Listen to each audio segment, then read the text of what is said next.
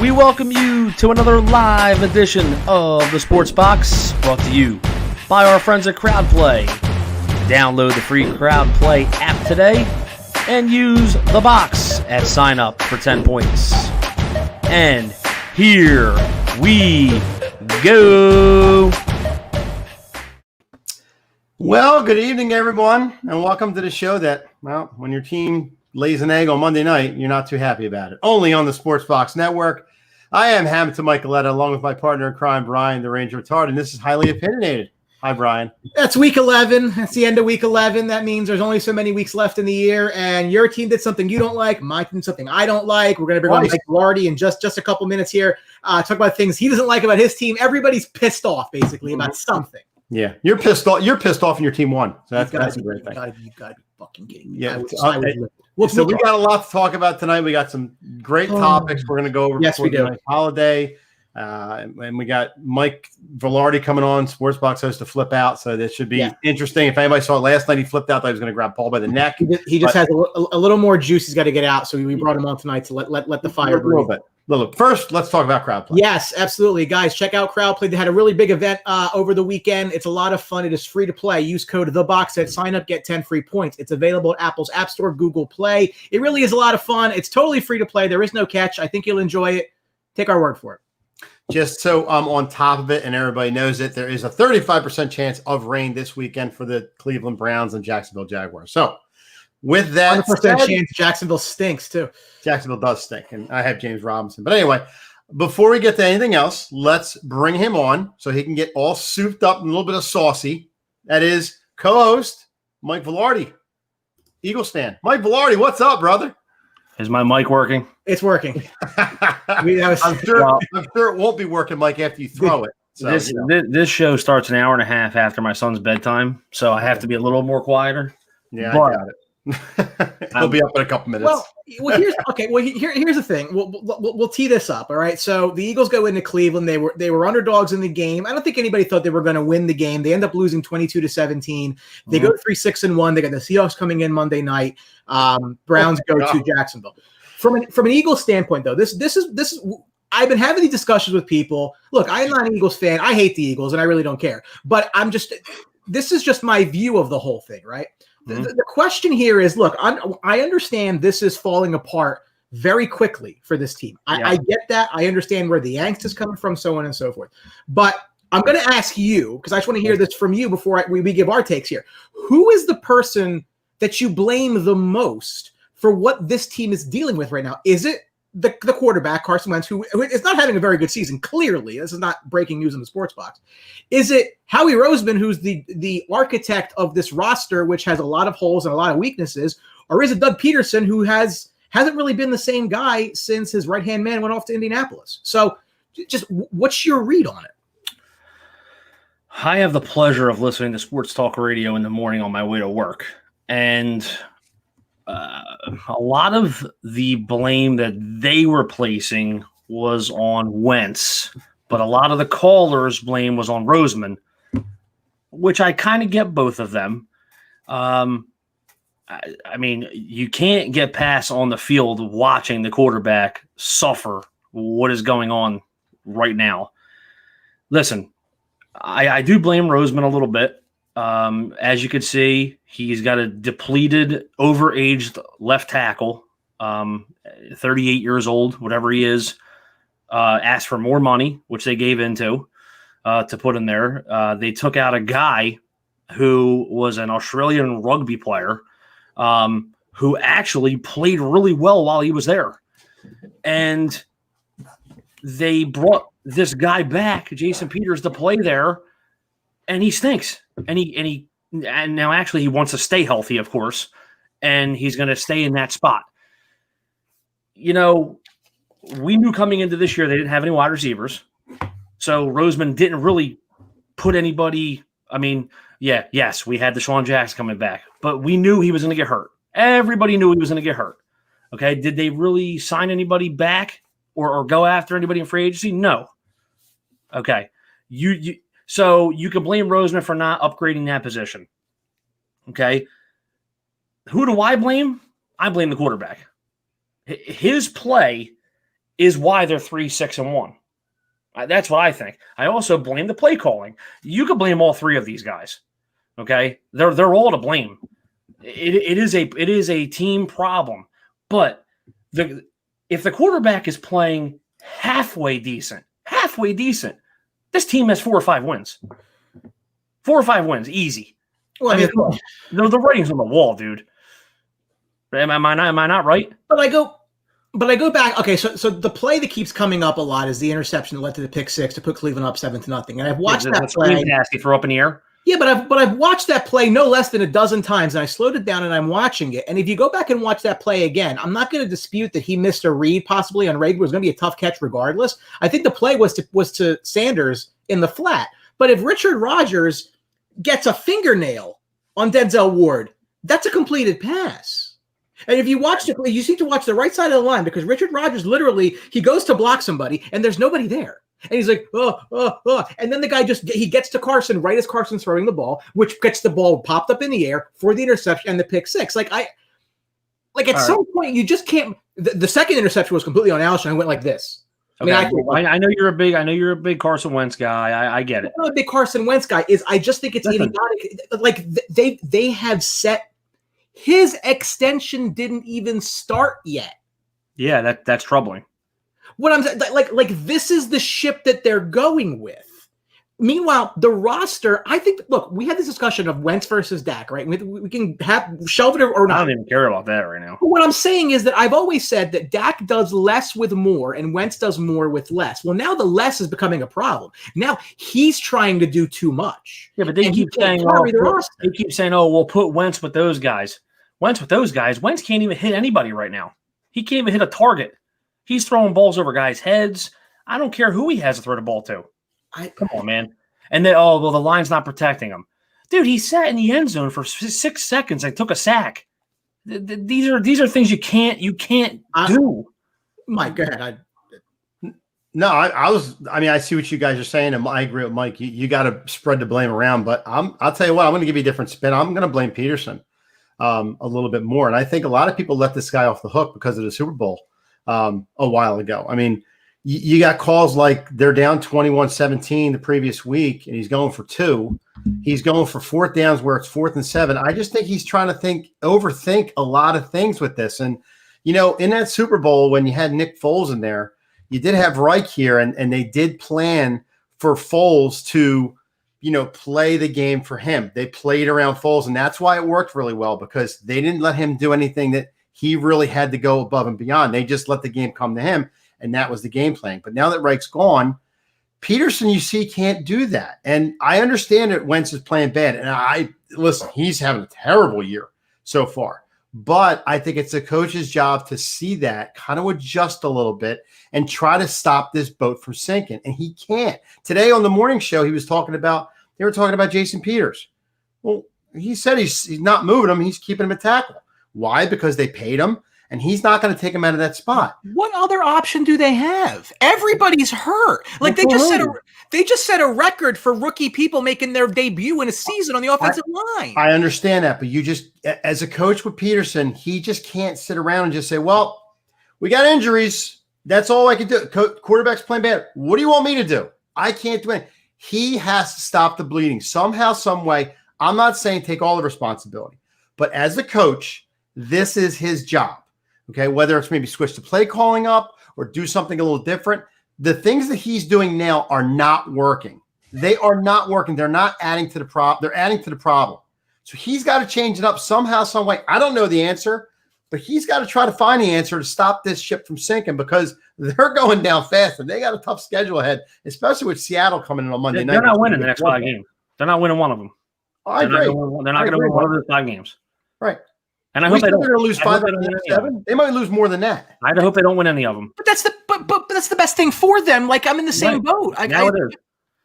But all that I'm saying to me, if I'm look, my hierarchy of blame here, numero uno is Howie Roseman, okay? Because this is the roster he put together. This roster stinks. They can't draft for shit. I mean, you go back and look at the guys they've drafted. Of course, every single guy who gets cut from any other team, Eagles are interested. Of course, because you have a hole to fill, because you can't draft to fill it. So the wide receivers are really coming back to bite them. I mean, you're going to see that this Monday with DK Metcalf over JJ Arcega-Whiteside. There's other guys that have heard of it. But we said, Mike, you even said it too. They haven't drafted well in over a decade. Okay. I mean, look at Noah's last thing he just said. Okay. All right.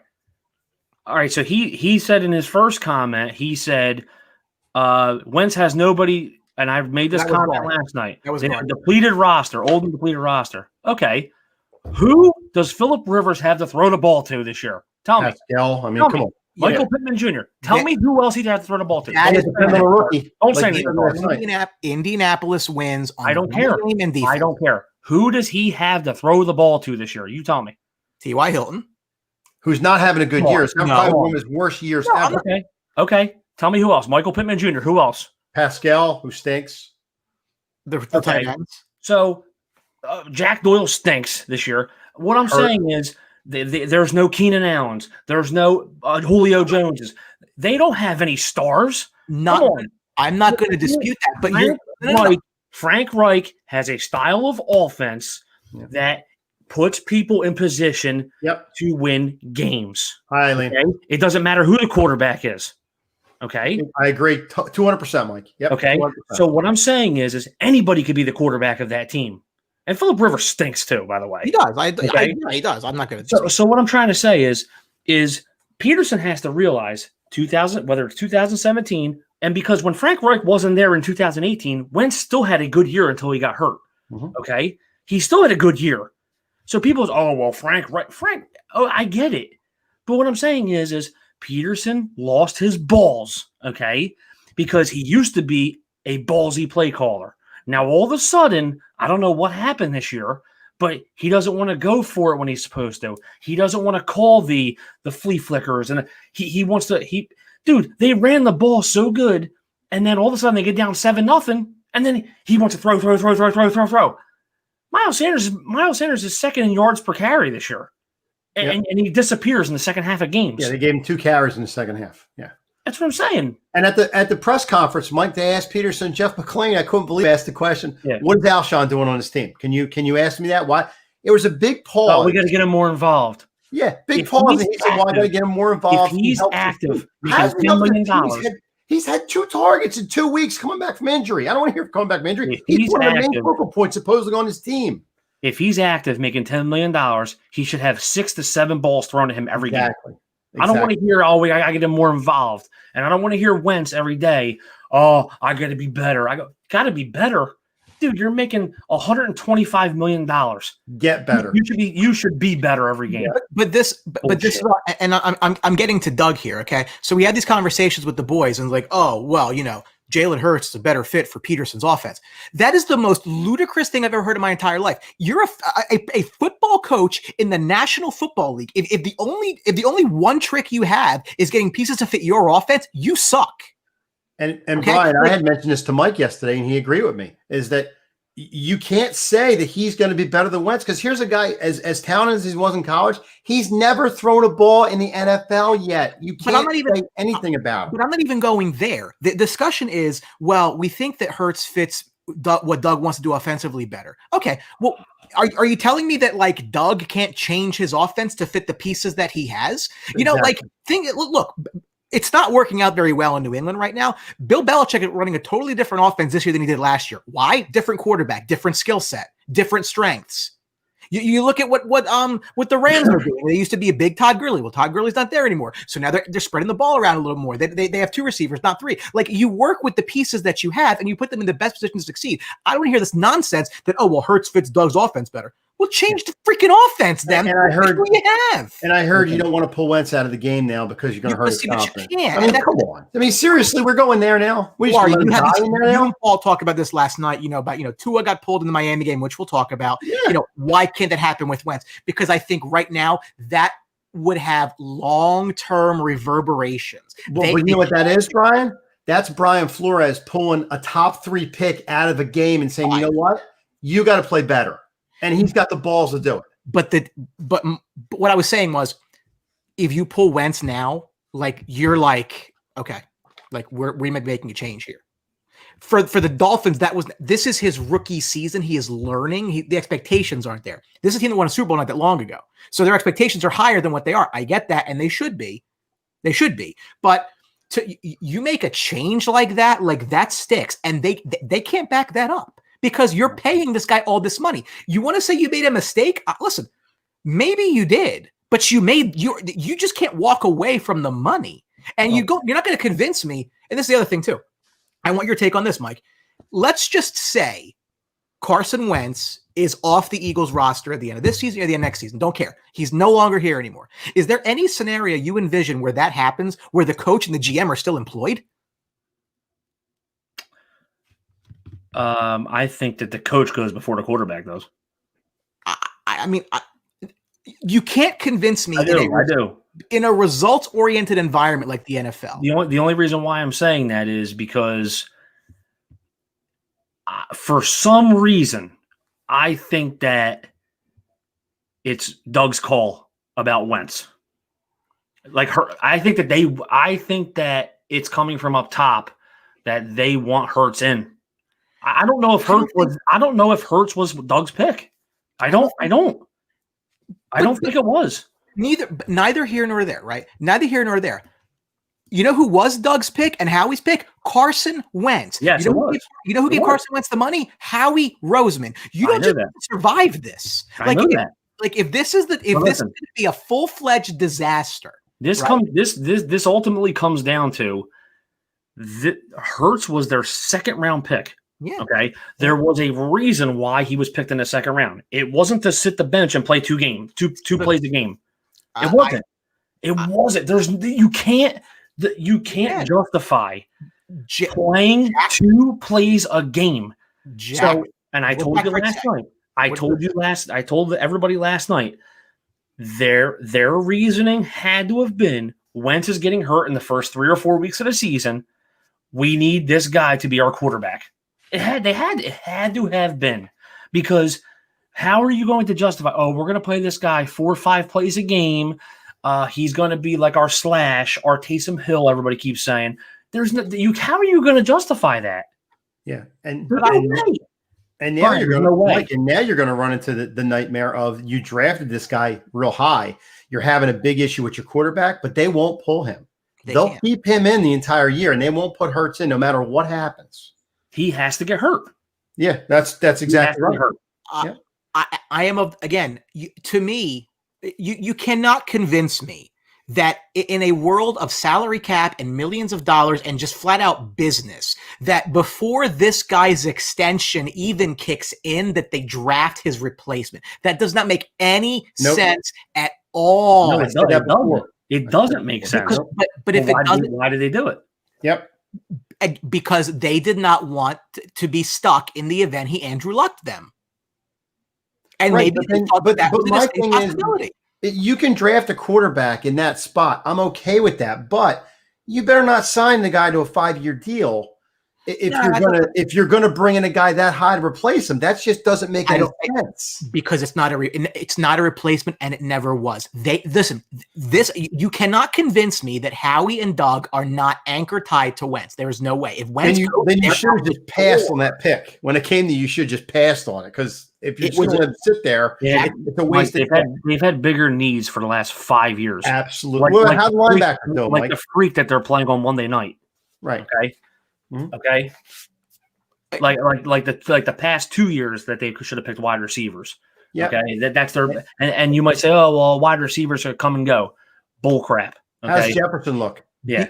Well, I mean, there's a lot of guys you could have gotten this draft. A lot of guys were loaded. It actually makes me very upset to think about it. And it should make you very upset because that's just the problem. If the roster is better, we're not talking about this. You know why? Because they think they're the smartest guys in the room. That's Absolutely. Why. Listen, again, answer me this question. If Carson Wentz is in Dallas, healthy, team's healthy, and Dak's in Philadelphia, team's healthy, who's better? I mean, I don't like Dak, so. Well, I don't like Dak either, and that's why we always have this discussion. But who the Wentz I think surrounded by slop? I think Dak is a good quarterback. He's not a Hall of Famer or a top 5, but I think he's a good quarterback for that system. Yeah, but I think Wentz has the ability to do anything he wants to do. He's in a horrible situation. He just is. The talent is there. It didn't just go away. But the thing is it's a trickle down effect because Wentz playing so bad is killing Jim Schwartz because they're putting the defense in such a bad spot with all the turnovers, and I read the defense actually has been playing good. Not to cut you off, I read a stat just before the show. Actually, it was one of the Eagles pages shared something outside the box, and it was that Ronald Darby's like a top 6 rated corner now. Yeah, well, and Sidney Jones was effective. Russell Douglas, like this is coaching. They are. You know why? Because I'll give you Jenkins. You look at Jenkins, how good he was here, and he was a leader and all that stuff, and he was good. But he had to do everything here. Now he's in New Orleans with Lattimore and some other guys. He's not the main guy now. He's a part of that secondary. That's a solid secondary, and that's how guys are. When they come in, they're expected to do everything. When they go to other teams, they're with the other group. They help the other group. That's the difference. But listen. Now, when all the stuff started with Alshon and everybody saying that Wentz wasn't a leader and all this stuff and everything got into his head, and why is Jeffrey still on this team? Because he's making money? Because get rid of these guys. Mm-hmm. If these guys are a problem, you have veterans in the locker room. Somebody go up to them, pop them, and get these guys off the team. Like, this is a huge problem. How could you have guys in this locker room who are questioning your leader? If Wentz is your leader, okay, they're questioning him. You don't think this has an effect on Wentz in the locker room and out on the field? Because he hasn't been the same person ever since. Yeah, I mean, Alshon, that last interception that Alshon jumped for, he jumped way too early, and that was a horrible effort. Mike, he didn't even jump. You could have jumped higher. Yeah. With a bad back. With a bad back. Listen, I'm not. Look, you want to call me a Wentz apologist? Maybe. I think the kid can do anything he wants to. I think he's just in a really bad spot. I hate the team around him. I think he's terrible. I think in Dallas they're probably 14-2. Like, that's how good he is. But he's regressed with no support, no coaching, and no defense. What to me? Look, they run this kid out of town. You want to? This is. I mean, it's a horrible. It's not really the best example. But think of Bobrovsky with the Flyers. You run the guy right out of town to replace him with somebody else, and it doesn't work out for you. He goes out and wins. Well, he didn't win Jack. Well, Brian, you know what the difference is? You say he's in a bad situation, and I kind of agree with that. But I also agree with that if he was making progress and becoming the quarterback that they think he could, he would make a play or two or a big play to help this team out, and he's not. He's spiraling out of control. He's throwing interceptions. He's holding the ball too long. On that safety, he should have just threw that ball in the seats. But the holding the ball too long, I agree. But if nobody's open, what are you supposed to do all the time? Like, you can't keep bringing it away. Put that question up there. Eileen's question. I'm going to answer that question. And it may not be directed at me, but I ain't no favorite. It's directed at the people on Wednesday. Wednesday night, there's no show. I'm answering the question. There's no show. I ain't no fair weather fan. I sat through a bunch of shitty ass teams. Okay, I sat there for 25 years as a season ticket holder. Okay, and I've been through some bad Eagles teams. Okay, and I'm just saying it flat out. Okay. When we question what's going on with bad teams, this is a bad team. It doesn't mean that we're whatever, fair weather fans or whatever. No, I don't. Okay? What I'm trying to say is that when you see a change needs to be made at quarterback, okay, sit him down. I'm not saying that you need to trade him or get rid of him. Yep. He needs to be sat down for a game. No. Just like the end of the Andy Reid era, it was time to go. He's the best coach in Eagles history, Andy Reid. He still is. The problem with Eagles fans is not criticism, it's this. War over there in Minnesota, guys. That's right. E-A-G-L-E-L, Eagles, baby. It's people like that want to like, you know, take the criticizers and bash them against the wall because they're criticizing. I mean, criticizing's fine. I do it all the time. But again, I just think if you were to start, it wasn't you, Mike. She said it. I know that. You just start. I didn't think so either. If you start listing their problems, like realistically, I think you got a half a dozen before you get to the quarterback. My personal opinion. Like I just don't. I think if you're looking for a solution here, and I know we're over your time, we'll get you out by 9. Fine. I pay for more. Look, it's a deceptively old team with cap problems, guys they can't keep, that they have no linebackers. Their secondary. He's not, Mike, I'm serious. Look, is he having a bad year? Absolutely. Is it entirely his fault? I don't think that it is. That's just me. I think he can do anything. I think he's fantastic. Is he having a bad stretch? Sure. Like, can you just put him there and just leave your screen on and we'll the rest of the show like that? Mr. Wentz, your thoughts? Oh my God, there he is. He'd probably play better than Carson Wentz. Oh wow, that's nice. Yeah, glad it's not a family show. Yeah. All right, now that my blood pressure's up, I'm going to go watch Cobra Kai so I can kill some. Mike, we appreciate it. Guys, listen, check out Mike Monday night, 7:00 with Paul McCree on Sportsmanlike Conduct. A lot of these great. No, that's a shot at me. That's a shot at me. It's messed up. He knows. Oh no. Mike, have a good Thanksgiving. We don't talk later. See you guys. Thanks, appreciate the time. Good job.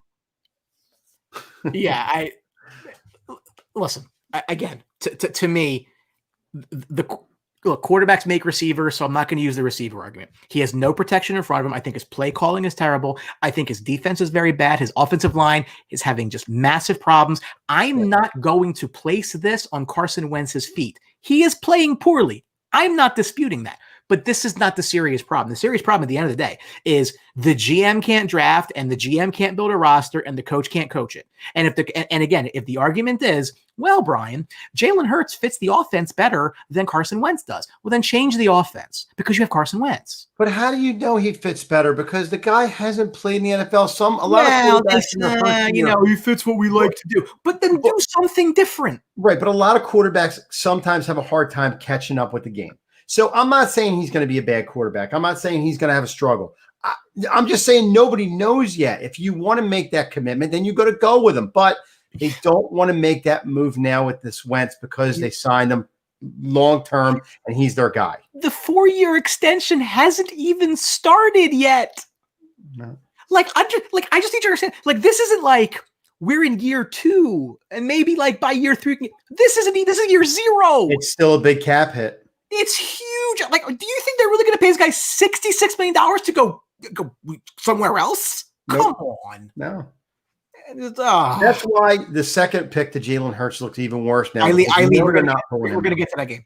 We're going to get to that. I got the shirt on. Don't worry. We're going to get to it. Listen, we need to move on to other games. It's been a half hour, but I look at this and I didn't talk about the Browns. I mean, I thought the Browns had a big win for them. Yeah. Without Myles Garrett. Listen, Baker's doing nothing and they're winning games. He hasn't scored a touchdown pass in 3 games. Nick Chubb. A lot of Nick Chubb. And Kareem Hunt. First Browns win over the Eagles since 1994. So maybe that means the Rangers win the Stanley Cup. I don't know. But in a pouring rain. Hey, again, I'm not going to sit here and say this is Carson. I watched that play. I'm not. Did he maybe miss a read on Rager? I can buy that. It would have been a tough catch. Maybe.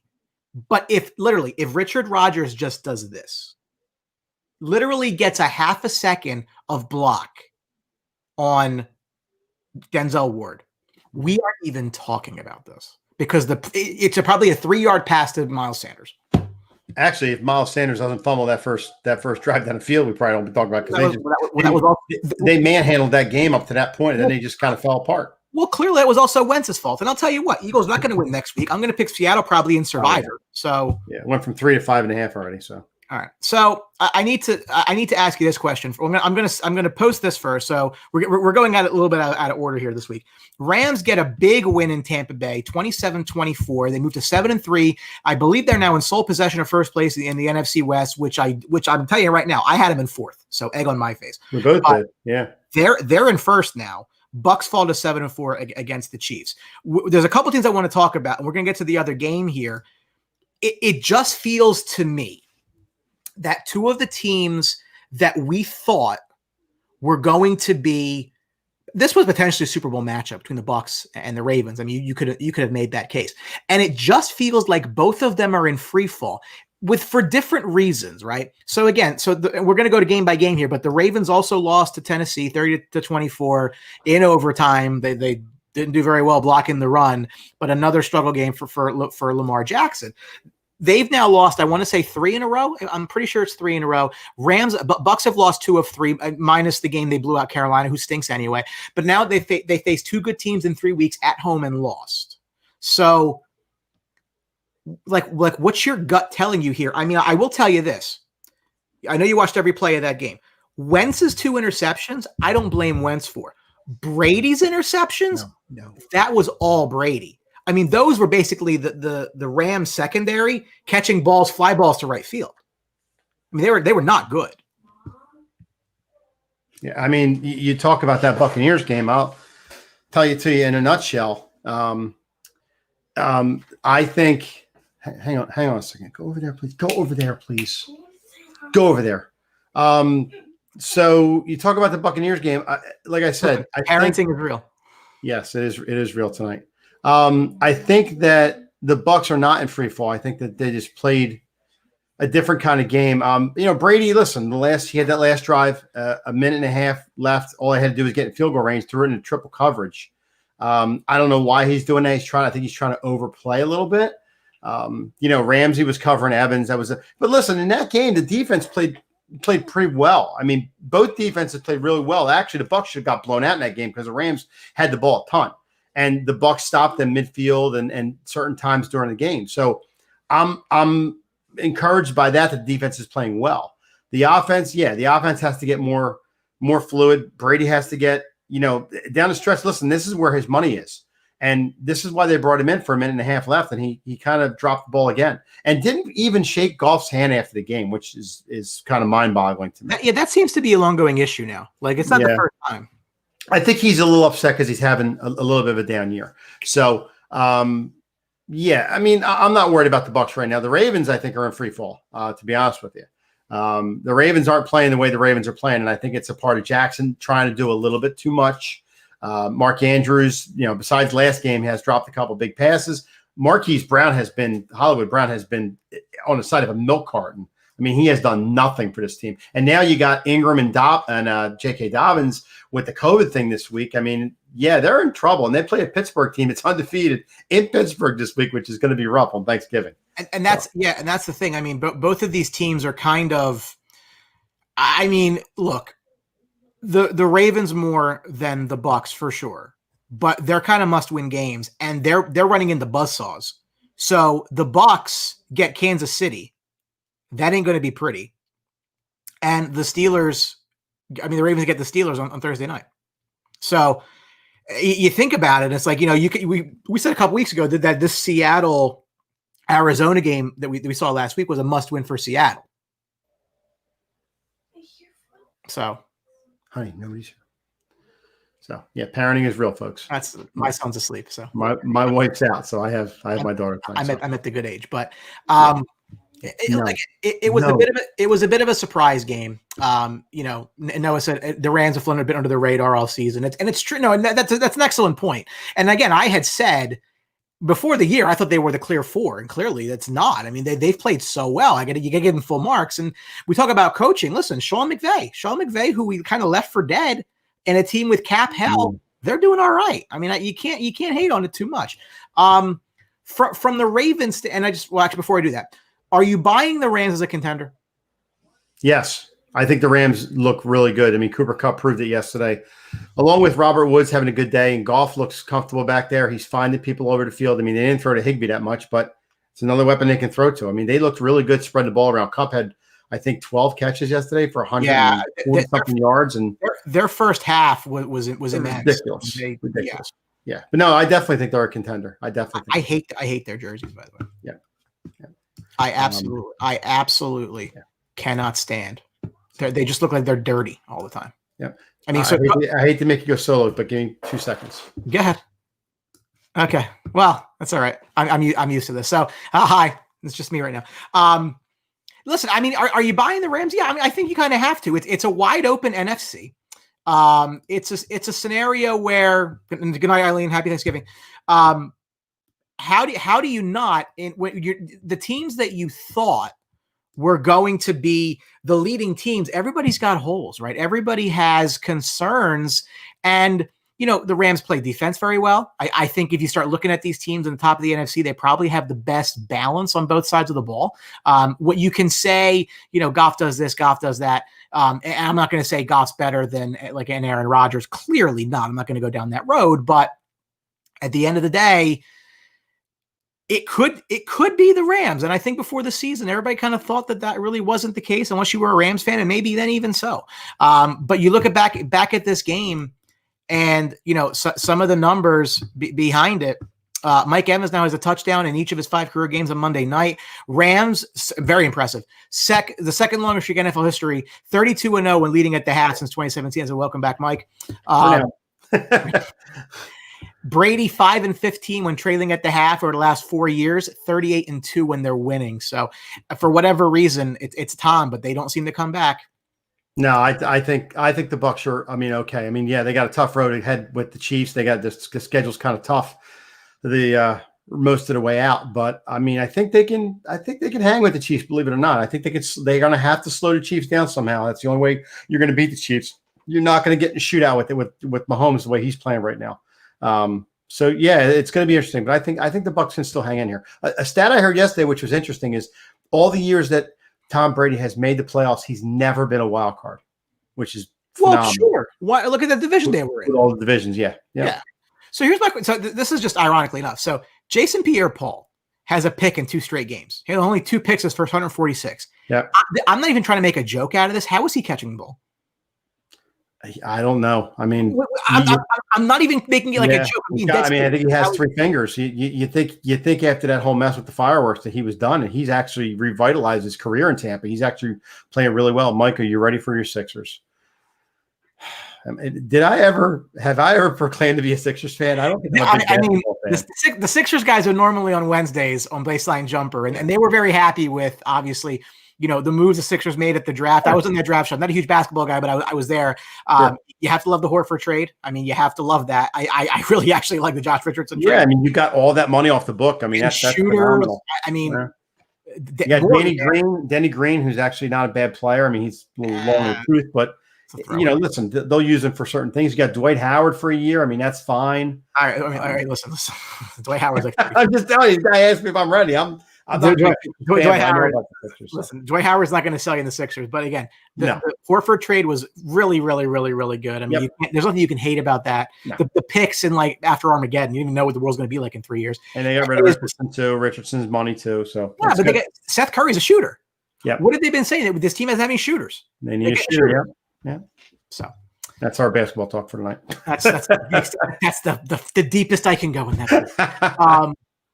Anyway, look, the Bucs face up pretty close to a must-win next week, and I don't think they're going to win it against the Chiefs.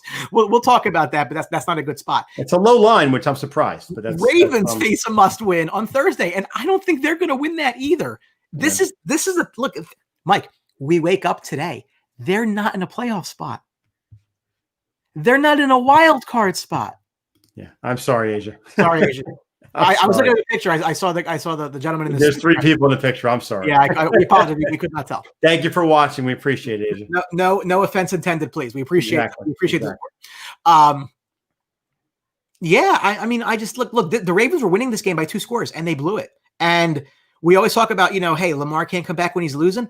You weren't losing this one. No, and it's a shame because the Titans are a good team. We talked about that coming into this year, the momentum they had from last year's, magical run that they had. The thing is, they got a tough schedule, and it just keeps stacking up, and now they run into a Colts team.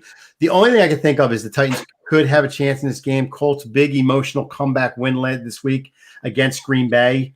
You maybe think of a little letdown, but it's a back-to-back home series. So, that's more momentum that the Colts can bring up that they're looking for. Michael Pittman looks, like he's coming around a little bit, and Colts just beat Tennessee. We'll talk about the Colts in that game, but from a Ravens standpoint, like the wheels are falling off the bus here. Yeah, Jonathan Taylor's gone missing for the Colts too, and they're still winning. So they're not going to be able to run the ball effectively without Ingram or Dobbins. No. So I think Ravens fans, there's some legit concern there. They're really that line went from 3 to 5.5 already. So that's because of the COVID thing too. But the Ravens are definitely in trouble in this game.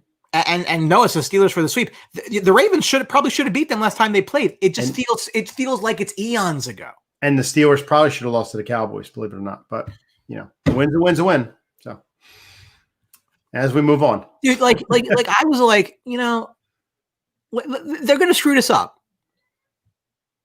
Because, again, I'm sitting here banging the table, hoping for Trevor Lawrence. Now, again, that's not going to happen. But I'm saying I want Trevor Lawrence. I want a high pick. You got Sewell from Oregon. You got Patrick Surtain. You got all these guys that fill your holes. Yeah, sure. Yeah, go win. That's a important win. Asia wants to know if you're a Rangers fan. Am I a Rangers fan? I guess you didn't. I guess you didn't get Brian the Ranger Attard.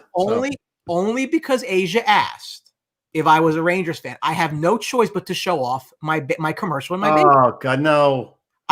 Do I have it? I don't have it. Oh damn, that's a shame. All right, so did the Vikings win? Hold on, Vikings lost. I do have it. So we closed on our house the day of Game 7 of the Eastern Conference Finals. I always joke with my wife that buying a house was the second most important thing going on that day. I think every third thought in my mind is about the team. I can't turn it off. My Ranger Man Cave was a project that I've always wanted to do when I finally got a house. Most wives would not sign up for that. If you remember, why you like the teams that you do, it's probably some of your first emotional attachments that you make when you're a kid. I can't wait to share that with him. When we can enjoy it together, it'll be the greatest thing. My son looks so small in that commercial. Now he's so big. I hope when your son grows up, when he's 10 or 11, he really gets into it, that they're bad again. So, I bet the under on that. So would you. You're a smart hockey guy. Yeah. No. I've been in misery and Flyers for the years. Yeah. Now, so I'm hoping for the best over here. So. Yeah. No, so I'm all rangered up. That's absolutely Asian. Yeah, all rangered up. Yeah. Big time. Cowboys stink. Cowboys think that they're going to win this game. They win the game. Dalton's a better quarterback than the two rookies they threw out there. You knew it was going to be a little bit better. They actually played pretty well. They kept up with a Vikings team that's been scoring the last couple of weeks. So they've been hot, but Zeke got the ball a lot more. Mm-hmm. Again, they're not. CeeDee Lamb. Well, how good does he look right? What a great catch that was. Top 5 catch you've seen in a while. Yeah. Again, listen, I'm not. They don't need to be winning games. I think winning games is detrimental, especially in this year. It is what it is. We don't control it. I think they're better off getting a very high pick. Ironically enough, they're still 4th. What I'm scared of is they're going to beat Washington on Thanksgiving Day. And that's going to concern me because now you're falling down and down and down the draft slot list. And I had a conversation with his name's escaped Matteo Romo in I think his last name's Romo in the Outside the Box group. He's like, oh, the Cowboys got to win. I'm like, dude, who cares? Like, who cares? Like, what do you get out of this? He's like, oh, at least we got to win. I'm like, for what? Like, who cares? The problem is too, Brian, you got an NFC least. Yeah, I hear you. Terrible. And it's still up for grabs. You got the Cowboys or the Giants could probably win this division. And like you said, you're not going to go far in the playoffs, but you still can win a division. It's a consolation prize. Put the Giants I hope the Giants win the division. I do. I want the Cowboys nowhere near the postseason. They're not going to win. There's no point. The winner of the NFC East could have 5 or 6 wins. Sure. Which is bad. Absolutely right. For the Vikings, again, it's tough because they were hot there for a while. They lose a game they really should have won. They got a tough game now with Carolina. And they got McCaffrey coming back in that game. So potentially, I think he's week to week. I don't think we have any solid. And Bridgewater. Yeah. Look. I mean, it's a bad loss for Minnesota. It's a bad win for the Cowboys. I'm not going to get off that train. I think that they need to be losing games. You can play well and lose. That's fine, but losing is helpful here. I'm hard on Tank City. We mentioned the Colts. Big win for them over a good Green Bay team. They're both 7-3. Packers should win next week against Chicago. The Colts have a chance, though, to really put some space in between them and Tennessee with another divisional game this weekend. And, Velarde said, who's he throwing the ball to? They just win. The defense is so good. The offensive line is so good. There's Asia. Go Giants. Hey, listen, I think they can win the division. I do. Danny Dimes. Yep, Danny Dimes. But even then, I think they should be looking for a quarterback. Nope, their quarterback's fine. Anyway, the Packers. I'll tell you what. I don't know if it was more the Colts came back in this game or the Packers just disappeared in the second half. I mean, they did nothing in the second half.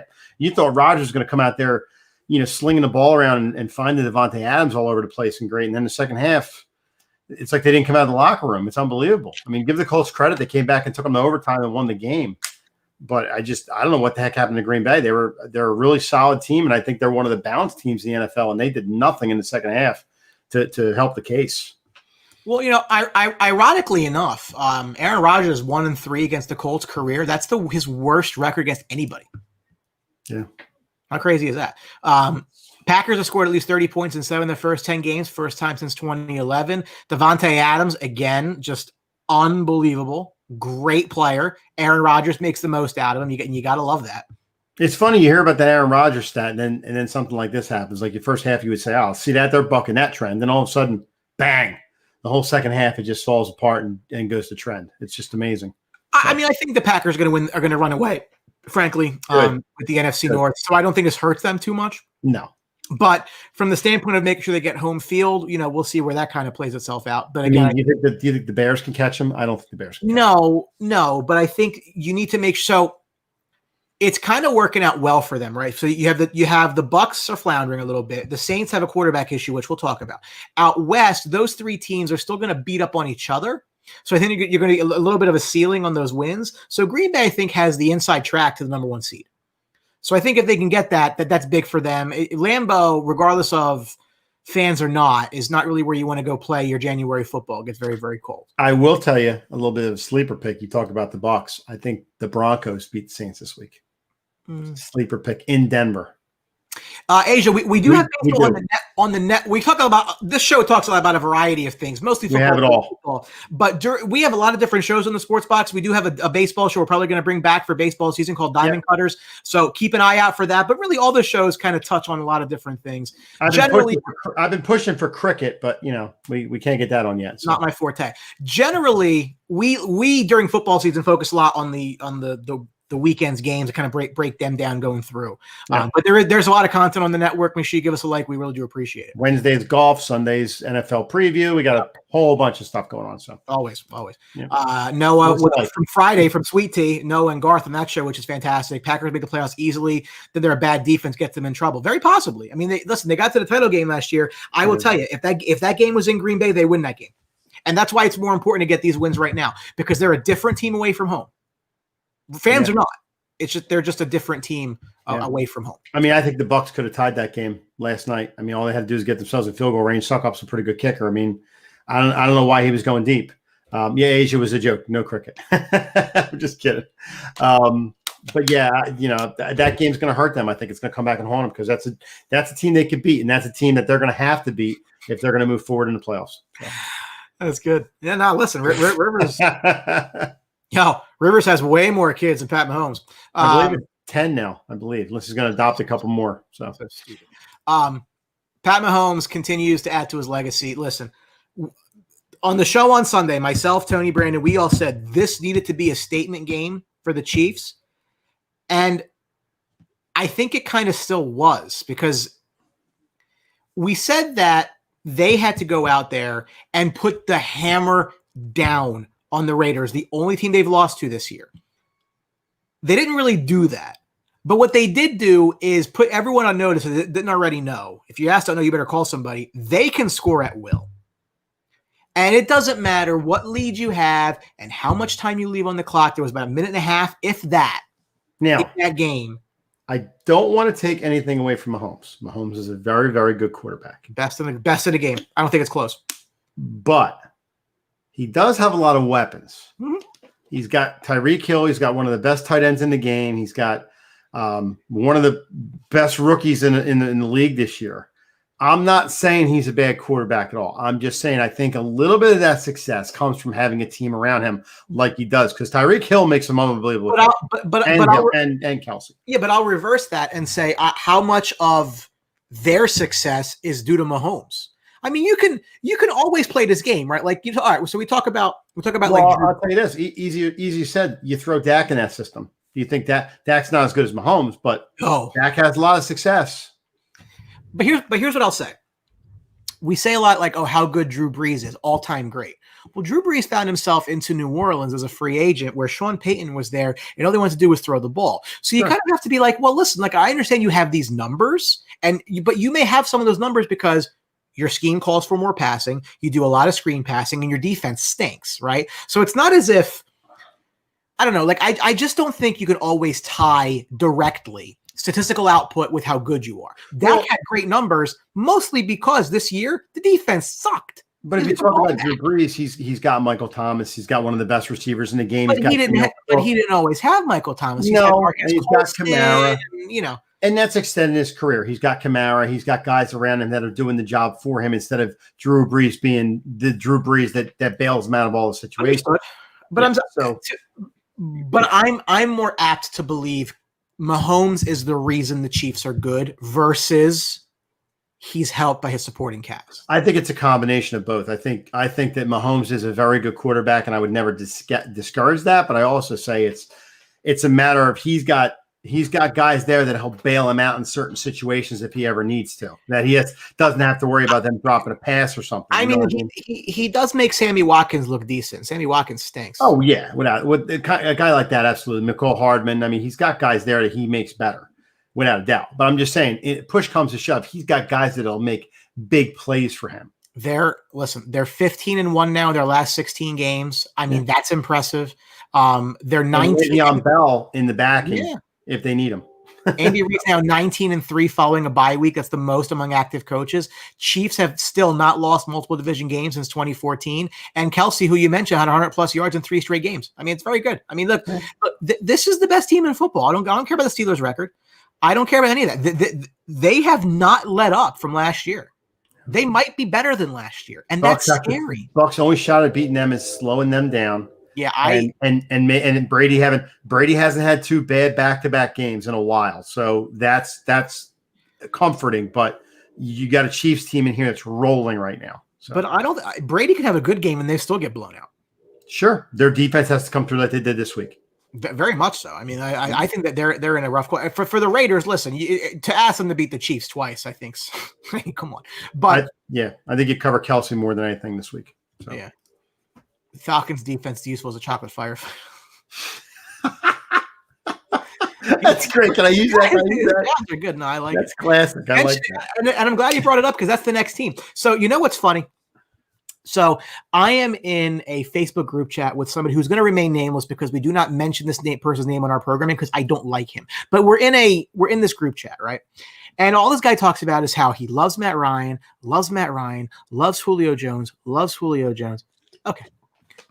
How bad Taysom Hill is. He said when Taysom Hill was a starter, Falcons by 14. Well, I assume he meant win by 14, not lose by 14, because it was lose by 14. They were able to do that. But look, Taysom Hill, man. I mean, look, they got to win. They got to win. And it's just like. But your point, Matt Ryan is in a bad situation. He's a good quarterback. I'll tell you, he's a top 6 quarterback in the league. Yankee fan right there.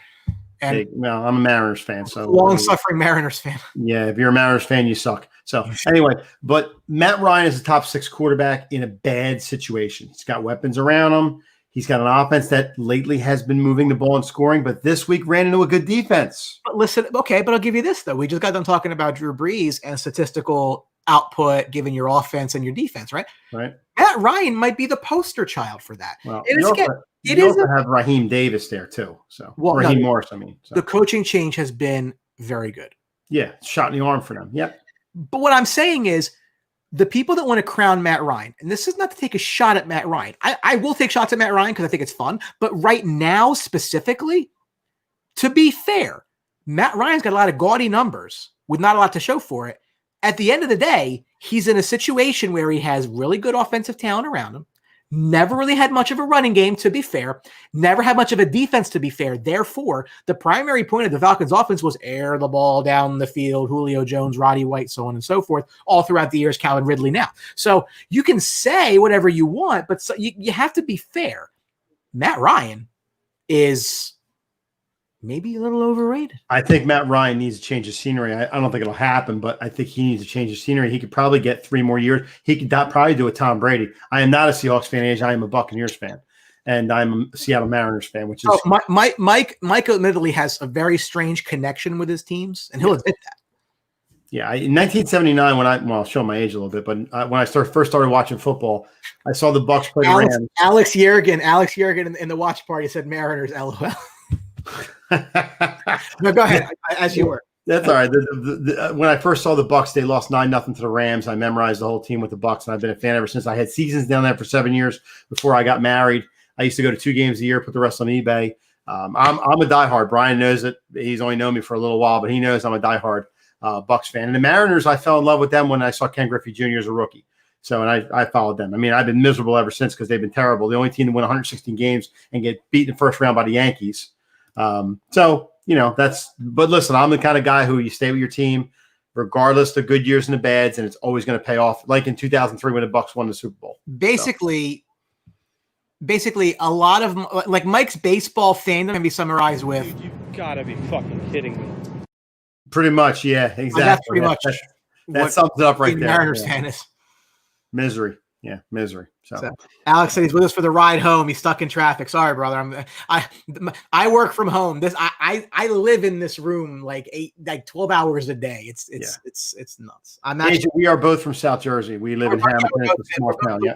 Really, the whole sports box is located in southern New Jersey, a little town Hamilton. Next time you buy blueberries, you're probably from Hamilton. Exactly. So, but like we said, Matt Ryan, like I said, I think he needs to change the scenery. He could probably be like a Brady and get 2 or 3 years somewhere to be a contender. I just don't think he's a bad quarterback. It's a shame he's on Atlanta. Atlanta's defense has been terrible for years. No, you need me on Friday. That's fine. What I'm saying is, when I say Matt Ryan's overrated, what I mean by that is you look at the gaudy numbers and say, wow, look at those numbers. But there's reasons for those numbers. Yeah. Like if they had – all right, so if they had an elite running game, if they had an elite offensive line, and they had a run-first coach, it doesn't matter how good Matt Ryan is. He's not putting up those numbers because the defense was there. Like game flow, scheme, and the talent around you plays so much into your statistical output. So I don't know. I think it's. Although I think they get a win this week against those Raiders. I like the 3 with the Raiders. Yep. In Atlanta, it's going to be a track meet. Maybe. Well, Julio's a game time decision. I think if he doesn't play, it's very, very difficult for them. You got Calvin Ridley and you got Gage, who's been playing well. So I mean, I'm okay with that. But Saints, though, I mean, this ain't good for you. If they're winning games, I am not an Eagles fan. My dad was an Eagles fan. My cousins are Eagles fans. I am not an Eagles fan. I just grew up a Bucs fan and just have been a Bucs fan ever since. They're so easy to dislike, generally speaking. Just not my thing. No. I'm a Flyers fan now. I am a Dallas Cowboys fan because I live amongst Eagles fans. So have a good night. Take care, bud. That's why. Yeah. That's why. Because I didn't want to root. I picked the team they didn't like. Just happened that way. Yeah. So I think the Falcons going to win next week against the Raiders. And I tell you, I think the Broncos beat the Saints. See, now that's Broncos handled the Miami team this week. It had some momentum. Yeah, I think you're asking a lot, though. Now, their defense isn't bad. Their offense, but their defense isn't bad. Well, you brought it up. The Dolphins were a 4-point favorite in this game. They lost. Yep. Two actually terrible. What was we talked about it briefly in the open with Mike about benching Tua. What was your feeling on them benching Tua in this game? Were you okay with that? Had to. He wasn't playing well. I know he's your future and your franchise, but listen, something goes wrong and you need a shot in the arm. That's what they did to put Fitzpatrick in. And right after the game, Brian Flores says, Tua's my guy. He's going to start next week. So. No, I get it. But like benching your rookie has a completely different connotation and reverberation than benching your starting quarterback. No. Brian Flores isn't afraid to do that, which I like in a coach. He's not afraid to make a move that might be a little bit crazy, but it's going to help the team.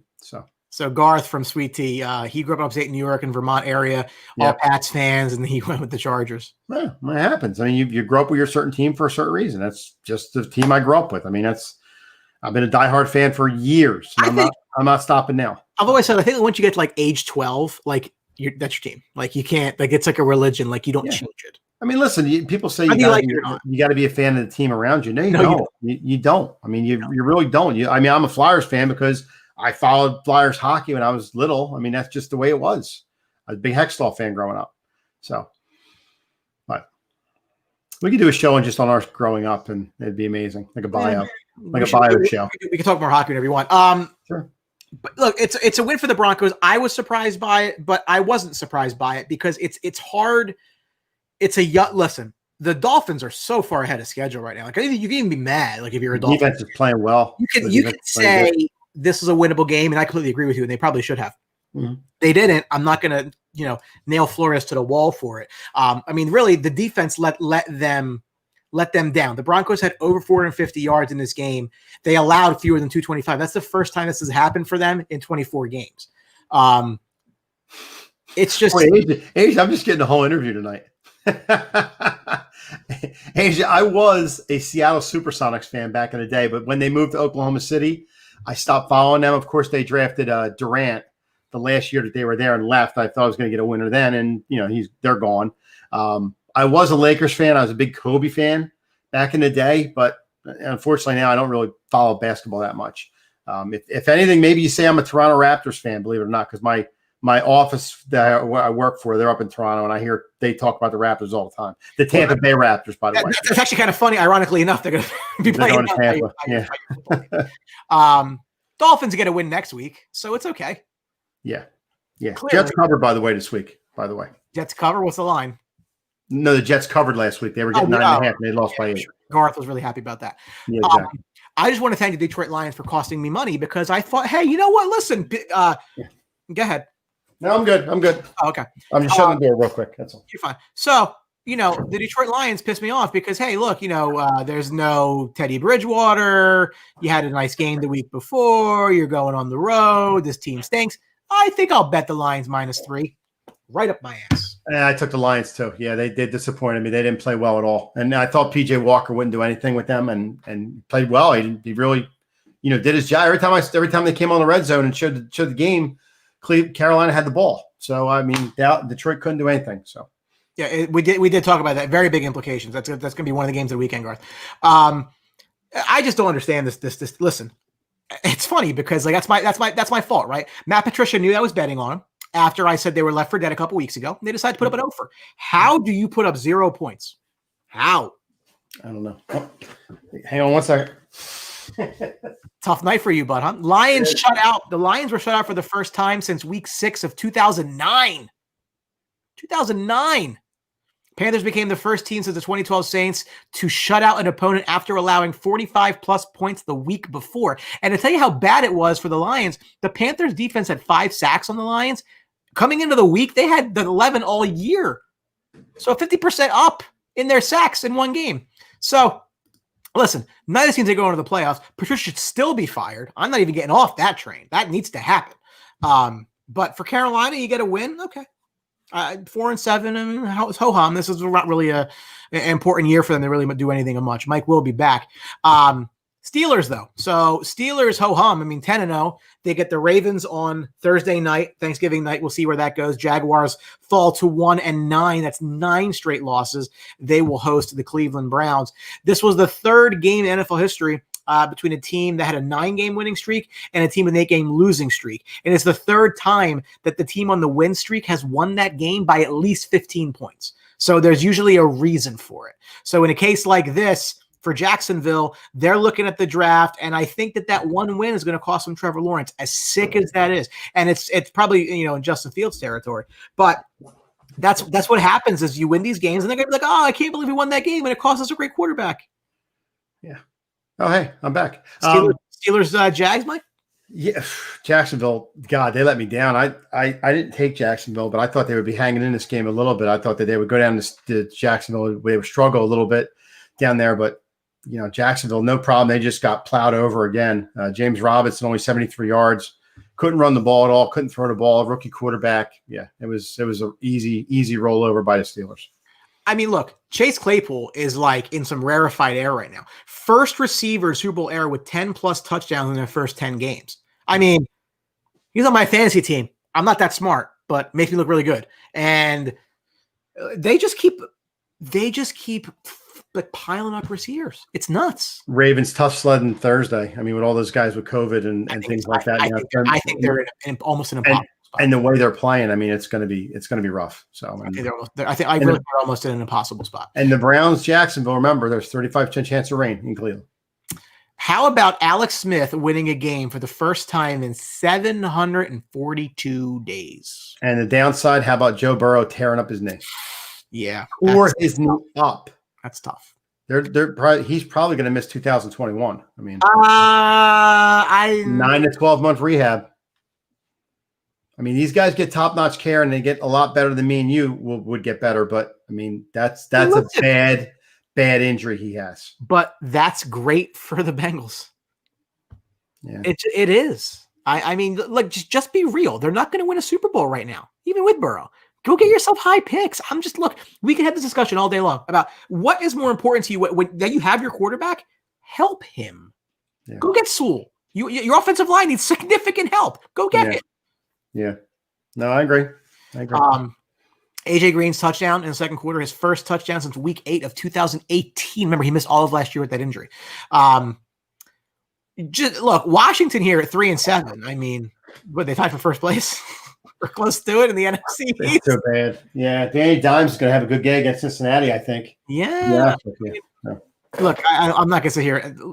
Whoever wins the NFC East loses the first game of the playoffs, which is why I don't want to be the Cowboys. I've said that once, twice, or a million times on this show. Yeah. Chargers were my survivor pick this week. That did work out by the skin of their teeth, though. Yeah. To be fair, but they did get a win. And Bill's going to win this week. Sure.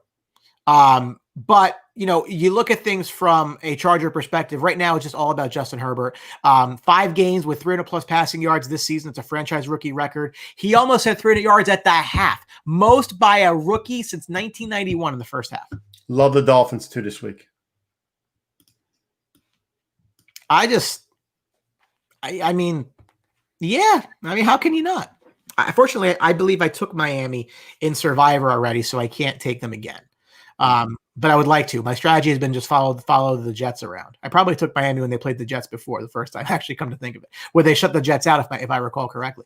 I just want you to wax poetic on Justin Herbert, because I know you called him being good coming in. You wanted to be a Buccaneer, and then Brady happened, and it didn't happen. Actually, you have 2 quarterbacks this week that I called were going to be good quarterbacks in the league: Josh Allen and Herbert. So this is going to be. It's the cross that I bear. Like I said, when you pick your team, once you turn 12 years old, that's your team. You can't change it. So I think it's going to be a good game this week. I think that the Chargers going cross country though after their win, even though they played a bad Jets team. They come back against the Bills, who on a bye, could put up points. I think it's going to be a tough sledding for them this week, and I think the Bills get the win. Herbert's playing well though. I mean, you give the kid credit. He stepped in and he's played well. He's got a lot of future, and I think he's going to be good moving forward for the Chargers. Wish the Bucs had him, but Well, I mean, you have Tom Brady throwing interceptions like they're fly balls. And I had him next year too, 1 year older. There you go. Last but not least, the Texans get a win over New England, 27-20. That's their first win against a team not named the Jacksonville Jaguars. They go to Detroit for the early game on Thursday, which is going to be horrific, and you probably shouldn't watch. Just go eat something. A lot of injuries for the Lions. At 4-6, going into a buzzsaw in Arizona. I know Hawkinson. Stafford and Galletta are on questionable, and I think Swift is on there too. I think. Yeah, this is now. Look, Houston should win this game. Now, will they win this game? I don't really know. What I can tell you is Deshaun Watson will not be the problem. Deshaun Watson becomes the fourth quarterback in NFL history, 250 plus rushing yards, 115 plus touchdowns in each of their first 4 career years. Has a touchdown in each game this season. That's a franchise record for Houston, better or for worse.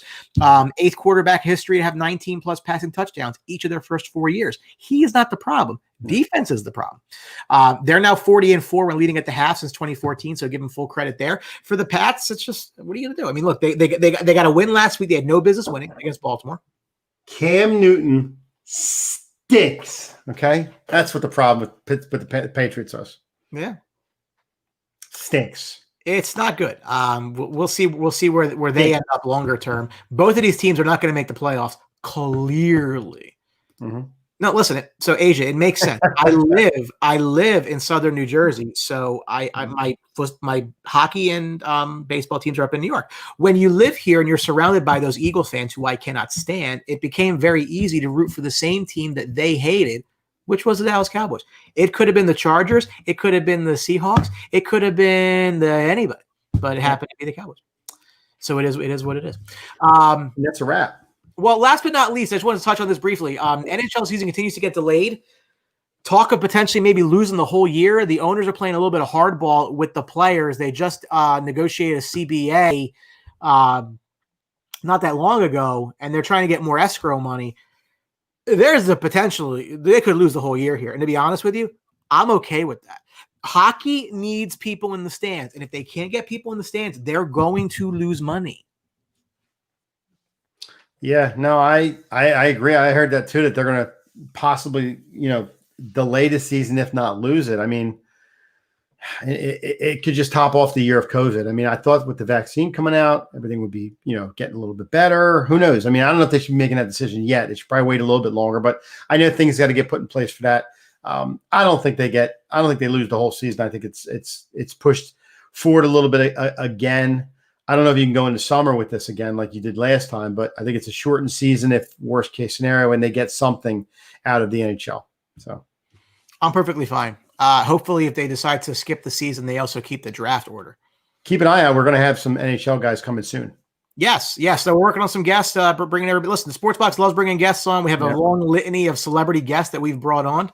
How those Eagles fans treat you though. Yeah. They're normally a bunch of they're annoying. And it's okay. Yeah. They won one time by accident. It'll never happen again.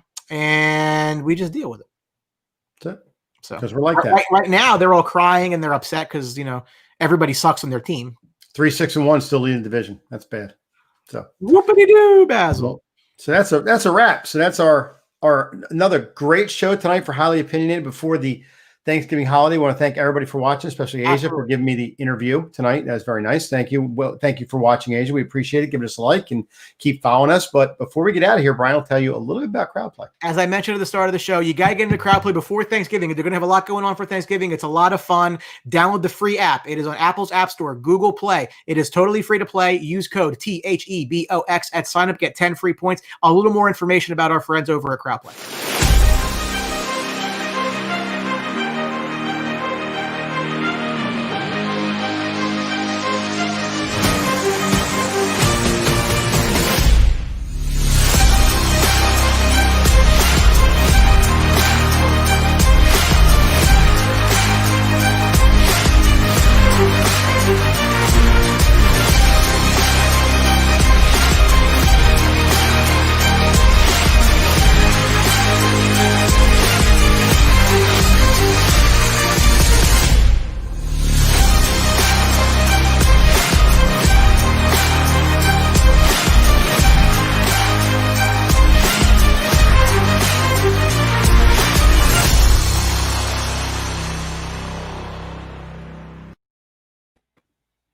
Appreciate your time, Asia. Check us out. We have shows all week.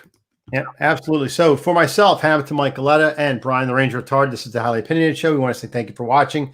Everybody out there, have a safe and happy, healthy Thanksgiving with you and your family. If you're traveling, be careful, and we will see you next week. And I hope if you're going shopping, which I'm going to go do, that you get everything on your list. Black Friday's fun. What was that? I was pushing you away. Stop. All right. See ya.